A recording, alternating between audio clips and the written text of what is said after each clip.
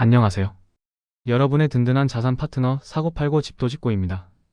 요즘 뉴스 보시면서 고객 아웃 하시는 분들 많으시죠? 정부에서는 집값이 잡혔다, 통계로는 안 오른다고 하는데 막상 우리 동네 부동산에 가보거나 자식들 얘기 들어보면 집값이 너무 비싸서 엄두가 안 난다고 아우성이니까요. 도대체 누구 말이 맞는 걸까요? 우리 젊은 시절 다 겪어봤잖아요. IMF도 넘겨봤고 금융위기도 버텨봤습니다. 그때 우리가 뼈저리게 배운 게 하나 있죠. 내 자산은 정부가 지켜주는 게 아니라 결국 내가 지켜야 한다는 겁니다. 오늘은 이 혼란스러운 시장 속에서 우리 5060 세대가 어떻게 해야 소중한 노후, 자산을 잃지 않고 지킬 수 있는지 그 지혜를 나눠보려고 합니다. 이제 와서 무슨 투자냐 하실 수 있지만 이건 투자가 아니라 방어입니다. 본격적인 이야기 시작하기 전에 여러분의 풍요로운 인생 2막을 응원하는 마음으로 구독과 좋아요 한번 꼭 눌러주시면 감사하겠습니다. 자, 첫 번째로 드리고 싶은 말씀은 숫자에 속지 말자는 겁니다. 옛날 학창시절 생각 한번 해보세요. 우리 반 평균 점수가 50점이라고 칩시다. 그럼 반 아이들이 다 50점인가요? 아니죠. 100점짜리 우등생도 있고 0점짜리도 섞여 있어서 평균이 50점이 되는 겁니다. 지금 부동산 시장이 딱 이렇습니다. 뉴스에서 전국 아파트값 상승률 0%대 안정세라고 할 때 그건 평균일 뿐입니다. 그 속을 들여다보면 상황이 완전히 다릅니다. 우리가 한창 집 장만하던 80년대, 90년대에는 어땠습니까? 강남이 오르면 강북이 따라 오르고 서울이 오르면 지방도 시차를 두고 다 같이 올랐습니다. 일종의 키 맞추기였죠. 하지만 지금은 초양극화 시대입니다. 사람들이 살고 싶어하는 핵심 지역, 일자리 많은 곳은 계속 오르는데 인구가 빠져나가는 지방의 낡은 지역은 오히려 떨어지고 있어요. 이 둘을 합쳐서 평균을 내니까 변동 없음처럼 보이는 겁니다. 그러니 여러분, 시장이 조용하네 하고 안심하시면 안 됩니다. 냉정하게 보셔야 해요.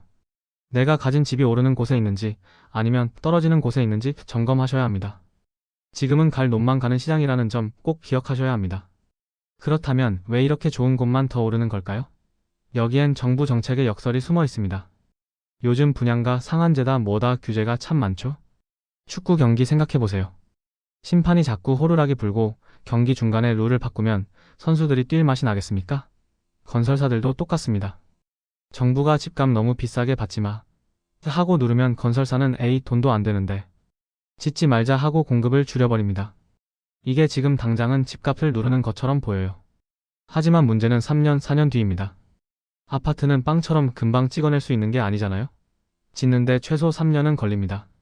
지금 안 지으면 나중에는 반드시 새집 부족 현상이 옵니다. 우리 세대는 경험으로 알지 않습니까?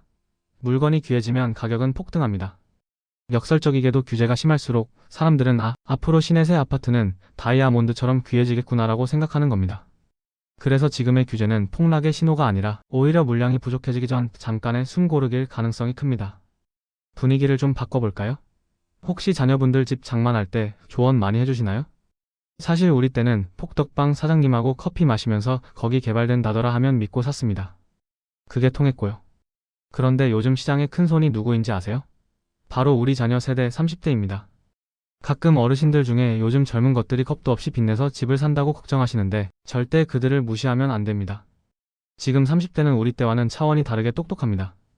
그 친구들은 폭덕방 사장님 말만 믿지 않아요. 인터넷으로 10년치 데이터를 뽑아보고 유료 강의 듣고 엑셀로 수익률 계산해서 들어옵니다. 우리보다 훨씬 치열하게 공부하고 더 냉철하게 판단해요. 왜 그럴까요?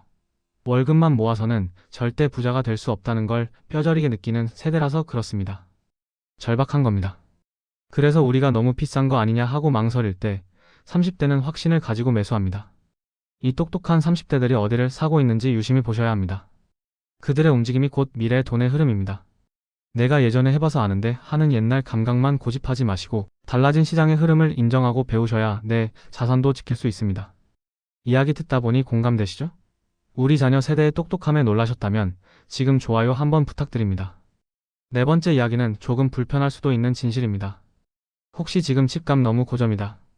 일단 집 팔고 현금 쥐고 있다가 나중에 폭락하면 다시 사야지라고 생각하시는 분 계신가요? 솔직히 말씀드리면 지금 상황에서 가장 위험한 투자는 현금을 들고 있는 것입니다. 아니, 은행에 넣어두면 원금은 보장되잖아? 하시겠지만 그건 숫자만 그대로일 뿐입니다. 전 세계를 보세요. 미국이고 유럽이고 경기가 어렵다고 돈을 엄청나게 풀었습니다. 돈이 흔해지면 어떻게 되죠? 돈값은 떨어지고 물건값은 오릅니다. 그게 인플레이션이잖아요. 짜장면 한 그릇 가격 생각해보세요. 우리 어릴 때 얼마였습니까? 지금은 얼마죠? 짜장면이 변한 게 아니라 돈의 가치가 떨어진 겁니다. 지금 은행 이자가 물가 상승률을 못 따라갑니다. 10억 원을 현금으로 쥐고 있으면 10년 뒤에도 그게 10억 원어치 구실을 할까요? 절대 못합니다. 내 자산이 녹아내리는 겁니다. 부동산 투자를 하라는 게 투기를 하라는 뜻이 아닙니다. 내 돈이 휴지 조각 되지 않도록 실물 자산으로 바꿔서 방어막을 치라는 뜻입니다. 은퇴 자금일수록 현금 뭉치가 아니라 똘똘한 아파트 한 채, 땅 한 필지 같은 실물로 가지고 계셔야 안전합니다. 그럼 언제 사야 하느냐, 이게 궁금하실 겁니다. 부동산 시장도 사람처럼 숨을 쉽니다. 마냥 오르기만 하는 시장도 없고 계속 내리기만 하는 시장도 없어요. 급하게 오르면 숨이 차서 좀 쉬어야죠. 그걸 우리는 보합세 혹은 조정기라고 부릅니다. 보통 사람들은 집값이 막 오를 때 마음이 급해져서 따라 사고 조금 조용해지면 이제 끝났나 보다 하고 관심을 꺼버립니다. 그런데 진짜 부자들은 반대로 합니다. 시장이 조용할 때 남들이 이제 부동산 재미없어라고 말할 때가 바로 에너지를 충전하는 시기입니다. 스프링을 꾹 누르면 튀어오를 준비를 하듯이 말이죠. 우리 5060 세대의 가장 큰 무기가 뭡니까? 바로 연륜입니다. 젊은 친구들은 일희일비하지만 우리는 알잖아요. 산이 높으면 꼬리 깊고 꼬리 깊으면 다시 산이 온다는 걸요. 완벽한 바닥을 잡으려고 욕심내지 마세요. 그건 신의 영역입니다. 다만 남들이 공포에 질려 던질 때 헐값에 내 소중한 자산을 파는 실수는 하지 마십시오. 시장이 지루하게 횡보할 때가 오히려 좋은 물건을 차분하게 고를 수 있는 기회라는 점 잊지 마세요. 자, 이제 결론입니다. 우리 5060 세대는 이제 공격적으로 자산을 불리는 시기가 아니라 잘 지켜서 자녀에게 물려주거나 노후를 편안하게 보내야 하는 시기입니다. 그래서 저는 여러분께 자산의 압축을 권해드립니다. 만약 관리 안 되는 소형 아파트 여러 채 혹은 애매한 빌라나 땅을 가지고 계시다면 지금 같은 시기에 정리를 좀 하시는 게 좋습니다.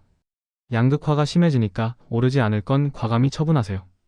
그리고 그 돈을 모아서 개발의 핵심지 혹은 내가 사는 지역에서 가장 좋은 대장주 아파트 똘똘한 한 채로 뭉치십시오. 세금 걱정하시는데 여러 채 가지고 있으면서 내는 보유세보다 1주택자 혜택 받는 게 훨씬 유리할 수 있습니다. 나중에 자녀들한테 물려줄 때도 안 팔리는 시골 땅 여러 개보다 똘똘한 아파트 한 채가 훨씬 환영받습니다. 은퇴 후의 삶에서 내 집 한 채가 주는 심리적 안정감은 대단합니다. 인플레이션도 방어해주고 위기에도 가격 방어가 잘 되는 가장 좋은 자산 딱 하나. 그것이 여러분의 노후를 지켜줄 든든한 버팀목이 될 겁니다. 오늘 이야기 어떠셨나요? 편견에 속지 말고 현금 대신 실물을 쥐고 흩어진 자산을 똘똘한 한 채로 모으라. 이것이 오늘 제가 드리는 생존 전략입니다. 너무 불안해하지 마십시오. 여러분은 이미 수많은 파도를 넘어온 저력이 있으십니다. 현명한 판단으로 인생 2막도 멋지게 준비하시길 응원합니다. 오늘 내용이 도움이 되셨다면 구독과 알림 설정 해두시고 저는 다음에 더 유익한 자산 관리 이야기로 찾아뵙겠습니다. 감사합니다.